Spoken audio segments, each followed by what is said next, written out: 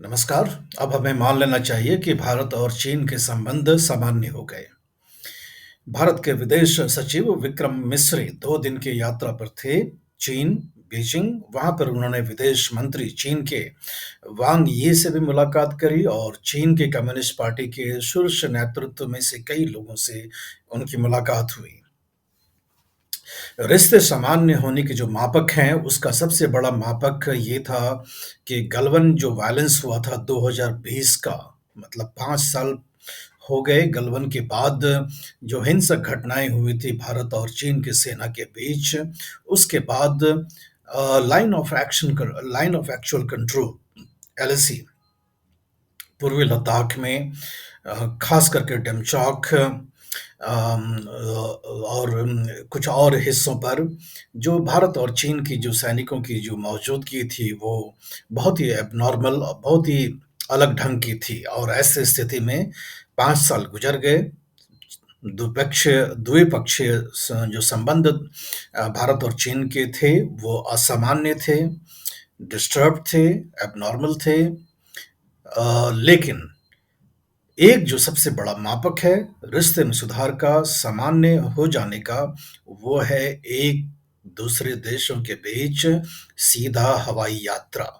भारत और चीन के बीच हवाई यात्रा कोरोना काल के समय से ही बंद था, लेकिन विक्रम मिस्री के चीन दौरे के बाद यह तय हो गया है कि भारत और चीन के बीच सीधा विमान की व्यवस्था होगी, सीधा विमान से आवाजाही होगा, direct flight between India and China will start. तो भारत और चीन के बीच सीधा हवाई यात्रा लोग अब कर सकते हैं। अभी जो जिनको चीन जाना था भारत से, वो किसी और देश के तरफ से जा रहे थे। वियतनाम जो पड़ोसी देश हैं, वियतनाम, सिंगापुर इत्यादि देशों के माध्यम होते हुए भारत से लोग चीन जा रहे थे और चीन से लोग भारत आ रहे थे। विषय हमारा इससे बड़ा है, सिर्फ हवाई यात्रा और रिश्ते में सामान्यता हो जाने तक ही हमारा विषय नहीं है। हमारा विषय है कि डोनाल्ड ट्रंप के राष्ट्रपति बन जाने के बाद जो वैश्विक जगत पर उथल-पुथल का माहौल बना हुआ है और एक तरह से हम देखें तो हड़कंप सा मचा हुआ है वैश्विक जगत पर, क्योंकि टैरिफ की जो धमकियां दी जा रही हैं डोनाल्ड ट्रंप, उसके बाद वैश्विक जगत पर समीकरण बदलते हुए दिखाई पड़ रहे हैं। रिश्ते देशों के बीच जो रिश्ते हैं उनमें भी बदलाव आता सा दिखाई पड़ रहा है और कहीं न कहीं अमेरिकी राष्ट्रपति डोनाल्ड ट्रंप एक चेंज एजेंट के रूप में दिखाई दे रहे हैं। राष्ट्रपति 20 जनवरी को शपथ लिया डोनाल्ड ट्रंप ने और 7 दिनों के बाद, 1 हफ्ते के बाद प्रधानमंत्री नरेंद्र मोदी से डोनाल्ड ट्रंप की बात हुई और उस बातचीत में भी टैरिफ आ गया। डोनाल्ड ट्रंप ने कह दिया कि अ, भारत उन देशों में से है जहां पर जो है टैरिफ कम है और हम टैरिफ लगाएंगे, क्योंकि हमारा जो संकल्प है वो मेक अमेरिका ग्रेट अगेन, एमएजीए यानी कि मागा है। तो ऐसे में उन्होंने टैरिफ के ऊपर प्रधानमंत्री नरेंद्र मोदी से भी चर्चा किया। साथ में ये जो इलीगल इमिग्रेंट्स हैं उनके बारे में भी बातचीत हुआ नरेंद्र मोदी के साथ, जो व्हाइट हाउस ने स्टेटमेंट जारी किया है और बाद में वक्तव्य दिया रिपोर्टर्स को डोनाल्ड ट्रंप ने कि मोदी अमेरिकी यात्रा पे फरवरी के महीने में जा सकते हैं। तो अमेरिका जा सकते हैं और अगर हम देखें तो पहला, अगर अभी तक हालाँकि राष्ट्रपति बनने से कुछ दिन पहले डोनाल्ड ट्रंप ने चीन के राष्ट्रपति शी जिनपिंग से भी बात करी थी और काफ़ी लंबी बात हुई थी और उसके बाद जो स्टेटमेंट आया था डोनाल्ड ट्रंप की तरफ से वो बहुत ही पॉजिटिव था कि शी जिनपिंग के साथ उनकी बहुत ही पॉजिटिव बातचीत हुई है, ऐसे-वैसे करके। लेकिन जब उनकी सरकार बन गई, जब उन्होंने शपथ ले लिया और उनके विदेश मंत्री जो जो अमेरिका में उन्हें सेक्रेटरी ऑफ स्टेट कहते हैं, US secretary of state Marco Rubio, जैसे कि हम ये मान लें कि वो अमेरिका के विदेश मंत्री हैं क्योंकि हमारे विदेश मंत्री से के काउंटर पार्ट वही है। तो सेक्रेटरी ऑफ स्टेट अमेरिका के मार्को रूबियो हैं, जो कि सेनेट में जब पहले हुआ करते थे, तब उनके एंटी चाइना के स्टैंड के रूप में उनकी पहचान बनी थी। उन्होंने फ़ोन करा वांग यी को। वांग यी क्या हैं? चीन के विदेश मंत्री हैं और चाइनीज़ कम्युनिस्ट पार्टी के फॉरेन अफेयर्स डिपार्टमेंट के डायरेक्टर भी हैं। तो बहुत ही बड़े पद पर हैं और कहते हैं कि चीन के जो राष्ट्रपति हैं शी जिनपिंग, उनके बहुत ख़ासम-ख़ास हैं। बहुत ही क्लोज़ कॉन्फिडेंट हैं, बहुत ही विश्वसनीय हैं वांग यी और बहुत ही वरिष्ठ चीन के राजनयिक हैं। अगर आप राजनीतिक नेतृत्व में देखें, तो वांग यी का जो कद है वो बहुत ही बड़ा है और डिप्लोमैटिक स्फीयर में वांग यी के बारे में जाना जाता है कि अ, बहुत ही तेज़ गति से डिप्लोमैटिक मूव करते हैं। मतलब वो उनकी जो चाल है, उनकी बहुत ही फ़ास्ट है। कहते हैं कि बहुत ही फ़ास्ट पेस्ड मूव करते हैं और विश्व में जो विदेश मंत्री हैं कई सारे देशों में, उनमें अग्रणी नाम वांग यी का लिया जाता है। तो जब वांग यी और मार्को रूबियो की बात हुई, मार्को रूबियो जो कि बहुत ही इनएक्सपीरियंस्ड हैं, पहली बार इस पद पर आए हैं, तो उसके बाद जो स्टेटमेंट अमेरिका से आया, वो सिर्फ़ 1 पैराग्राफ का था।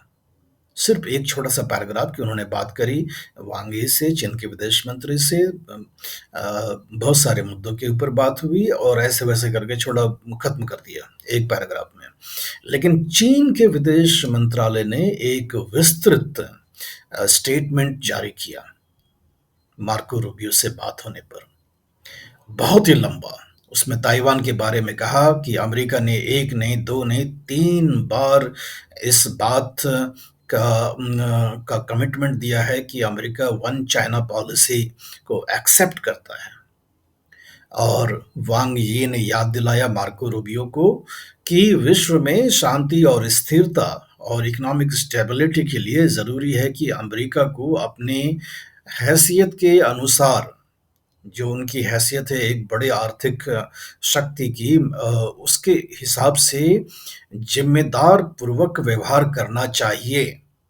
ऐसा वांग यी ने मार्को रूबियो को कहा और उसके बारे में जो राजनीतिक जानकार हैं, उन्होंने ऐसा कहा कि जैसे मानो कोई शिक्षक जो है, किसी छात्र को समझा रहा हो कि आपको ऐसा व्यवहार करना चाहिए।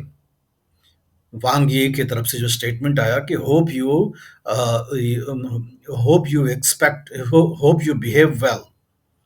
You behave well, and accordingly act on issues of mutual interest. और जो स्टेटमेंट आया वांग यी की तरफ से चीन के विदेश मंत्रालय से, उसमें ताइवान के बारे में स्पष्ट किया कि वन चाइना पॉलिसी है, इसमें अमेरिका को कोई दखल-अंदाज़ी नहीं देना चाहिए। इस तरह कर कर के बहुत ही हार्ड स्टेटमेंट आया। ऐसी स्थिति में भारत का चीन के साथ रिश्ता सामान्य करना, जबकि हमारे देश के सेना अध्यक्ष हैं जनरल उपेंद्र द्विवेदी, अभी उन्होंने कुछ ही दिन पहले जो एनुअल प्रेस कॉन्फ्रेंस होता है आर्मी का, उसमें उन्होंने बोला कि अ, कि अभी भी आज के तारीख में भी कुछ इलाकों में लाइन ऑफ एक्चुअल कंट्रोल में स्थिति सामान्य नहीं है। उन्होंने कहा कि kind of instability persists in certain areas, or sensitivity continues to persist in certain areas of the LAC. तो कुछ भाग में एलएसी में संवेदनशीलता बरकरार है और ऐसे में जनरल उपेंद्र द्विवेदी ने जोर दिया कि बातचीत, डायलॉग के माध्यम से जो भी मुद्दे हैं, उनको दूर करना चाहिए भारत और चीन के बीच। और जनरल द्विवेदी ने ये भी कहा कि हमने जो लोकल स्तर पर जो कमांडर्स हैं, उनको एम्पावर कर दिया है, उनको हमने शक्ति दे दिया है कि जो भी इश्यूज़ इमर्ज होता है उनके इलाकों में, वो खुद ही डील करें उनसे।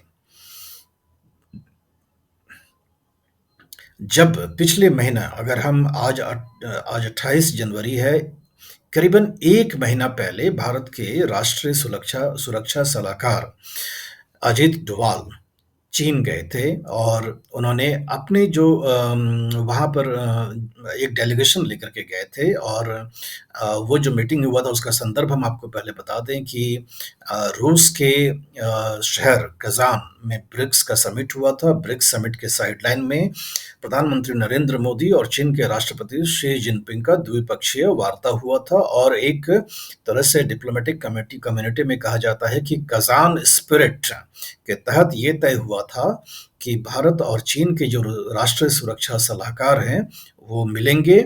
जो स्पेशल रिप्रेजेंटेटिव्स लेवल की बात है, उसे फिर से शुरू की जाएगी। तो 23वें राउंड के special representatives on border management की मीटिंग के लिए अजित डोभाल बीजिंग गए दिसंबर के आखिरी सप्ताह में और वहाँ पर वो मिले चीन के विदेश मंत्री, क्योंकि वही इस मामले को भी देखते हैं, वही स्पेशल रिप्रेजेंटेटिव चीन की तरफ से और स्पेशल रिप्रेजेंटेटिव भारत के तरफ से अजित डोभाल यानी कि नेशनल सिक्योरिटी एडवाइजर हैं। तो जो भी नेशनल सिक्योरिटी एडवाइजर भारत में होगा, वो भारत का स्पेशल रिप्रेजेंटेटिव होता है ऑन बॉर्डर मैनेजमेंट टॉक्स के लिए। तो अजित डोभाल ने द्विपक्षीय वार्ता जो है वांग यी से करा और वहां पर ये तय हुआ कि मानसरोवर की जो तीर्थ यात्रा होती है उसे फिर से शुरुआत करी जाएगी। कोरोना काल से वो रद्द हो गया था, वह स्थगित हो गया था।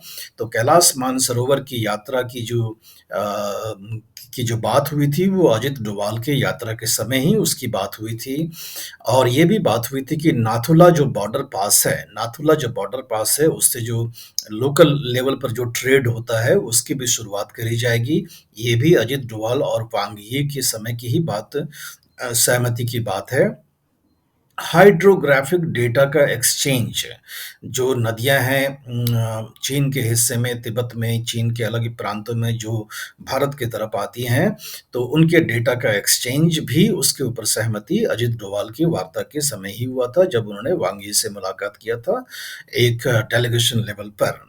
इसके अलावा भी कॉन्फिडेंस बिल्डिंग मेजर्स इत्यादि इत्यादि ये सब सहमति बनी थी। उन्हीं बातों को उनमें से एक नया बात आ गया है कि हवाई यात्रा, direct flight between India and China. वो विक्रम मिस्री जो भारत के विदेश सचिव हैं, जब उन्होंने अभी यात्रा की चीन, तो उसमें भी अब सहमति बन गई है कि ये सारी बातें जो अजित डोभाल के मीटिंग के दौरान तय हुई थी और अभी एक डायरेक्ट फ्लाइट, एक नया विषय, तो ये सारी चीजें होंगी। बहुत ही जल्दबाजी में भारत ने अपने रिश्ते को सामान्य कर लिया चीन के साथ। ये एक कंसेंसस व्यू है डिप्लोमेटिक कम्युनिटी में। मैं इसलिए कह रहा हूँ क्योंकि हमने एक ऑल इंडिया रेडियो के लिए एक टॉक होस्ट किया भारत के फॉर्मर डिप्लोमेट अशोक सज्जनहार के साथ। अशोक सज्जनहार, एम्बेसडर अशोक सज्जनहार कई सारे देशों में भारत के राजदूत, एम्बेसडर रह चुके थे। अशोक सज्जनहार ने जब हम अजित डोभाल चीन में थे तभी हमने ये उनसे डिस्कशन किया था और अशोक सज्जनहार ने भी चेतावनी दी थी कि इतनी जल्दबाजी दिखानी नहीं चाहिए भारत को चीन के साथ रिश्ते को सामान्य करने के लिए। उन्होंने ये भी बताया कि चीन को अपनी विश्वसनीयता साबित करना ज़्यादा ज़रूरी है, क्योंकि चीन का जो ट्रैक रिकॉर्ड है, वो बहुत ही अविश्वसनीय है। और जिस तरह से भारत की वो घेराबंदी बांग्लादेश में, श्रीलंका में, मालदीव्स में, पाकिस्तान के साथ मिलकर के भारत की घेराबंदी कर रहा है, एक तरह से पर्ल ऑफ स्ट्रिंग्स भारत के चारों तरफ बना रहा है और भारत को घेरने की कोशिश कर रहा है। और साथ में ही जितनी बार अमेरिका और भारत ने जॉइंटली प्रयास किया कि अमेरिका के जो आतंकवादी हैं उनको यूनाइटेड नेशंस में प्रतिबंधित लिस्ट में डाला जाए, तो तब चीन ने अपने वीटो का प्रयोग कर करके उनको ब्लॉक किया। एक नहीं 3 बार किया है। और ऐसे आतंकवादियों के लिए क्या है जिनके बारे में दुनिया में सबको मालूम है कि ये संगीन आतंकवादी हैं, इन्होंने बहुत ही जघन्य अपराध को एग्जीक्यूट किया है वैश्विक स्तर पर, और उसके बावजूद चीन ने उसे रोका। ऐसे स्थिति में भारत का चीन के साथ संबंध सामान्य करना और उसमें इतनी जल्दबाजी दिखाना, ये एक प्रश्न है जिसका उत्तर ढूँढना बहुत ज़रूरी है कि ऐसी क्या मजबूरी है भारत की कि हम चीन के साथ इतनी जल्दबाज़ी कर रहे हैं। एम्बेसडर सज्जनहार ने हमें ये भी बताया कि $100 बिलियन से अधिक का ट्रेड सरप्लस चीन के पक्ष में है भारत के साथ। और चीन की जो अर्थव्यवस्था है बहुत ही डावाडोल है। और ऐसी अर्थव्यवस्था है और जहाँ अमेरिका धमकी दे रहा है कि हम टैरिफ लगा देंगे आपके ऊपर, चीन के ऊपर, तो जहाँ पर चीन की अर्थव्यवस्था बहुत ही डावाडोल है। अमेरिका में एक डोनाल्ड ट्रंप के सत्ता में आ जाने से एक जो नैरेटिव वहाँ पर चल रहा है, decoupling with China. Decoupling with China मतलब अमेरिका को जो अपनी आर्थिक प्रगति करना है, वो बिना चीन के करना है। कपलिंग मतलब एक साथ जुड़ जाना, डीकपलिंग मतलब एक दूसरे से अलग हो जाना। तो अमेरिका में होता है डीकपलिंग। तो ये डीकपलिंग वाला नैरेटिव डोनाल्ड ट्रंप के साथ जुड़ा हुआ है, अमेरिका में जुड़ा हुआ है और ऐसे में इंडो पैसिफिक में भारत, अमेरिका और जापान और ऑस्ट्रेलिया के साथ मिलकर के क्वाड का एक साथी देश भी है। और इस तरह से भारत चीन के साथ इतनी जल्दबाजी क्यों दिखा रहा है? भारत अपना रिश्ता सामान्य क्यों कर रहा है? क्यों आसान बना रहा है कि चीन और हमारे साथ ट्रेड करे और ज़्यादा ट्रेड सरप्लस कमाए, अपनी आर्थिक स्थिति को हमसे हमारे साथ व्यापार कर कर के और मजबूत करे? इसका उत्तर हमें ढूँढना बहुत ज़रूरी है। अगर मैं आपको बताऊँ, lieutenant general retired K J Singh, Kanwaljit Singh, उन्होंने अपनी एक किताब अभी रिलीज़ की थी, जनरल्स जॉटिंग्स। वो बहुत अच्छी किताब है सामरिक विषय पर और वैश्विक मंच पर जितने सारे कॉन्फ्लिक्ट्स हो रहे हैं उनके ऊपर उनका एक हम कह सकते हैं कि आधिकारिक कमेंट्री है उस बुक में। लेफ्टिनेंट जनरल केजे सिंह के साथ हमने द रायसीना हिल्स पर एक इंटरव्यू किया था और उन्होंने भी चेतावनी दी थी कि हर 3-4 साल में चीन जो है अमेरिका के साथ सीमा विवाद खड़ा करता है। 2017 में डोकलम में किया, 2020 में गलवान में किया, अब 4 साल हो गए, 5 साल हो गए हैं, अब वो एक नया ठिकाना ढूँढेगा। और लेफ्टिनेंट जनरल केजे सिंह ने चेतावनी भी देते हुए कहा कि कहीं न कहीं उत्तराखंड के साथ जो हमारी सीमा लगती है चीन का, वहाँ पर वो एक नया विवाद, नया बखेड़ा खड़ा कर सकता है क्योंकि वहाँ पर भी वो दावा करता है कि कई इलाके उनके हैं। तो ऐसे में भारत को क्या जल्दबाजी है चीन से अपने रिश्ते सामान्य करने की? मजबूरी क्या है?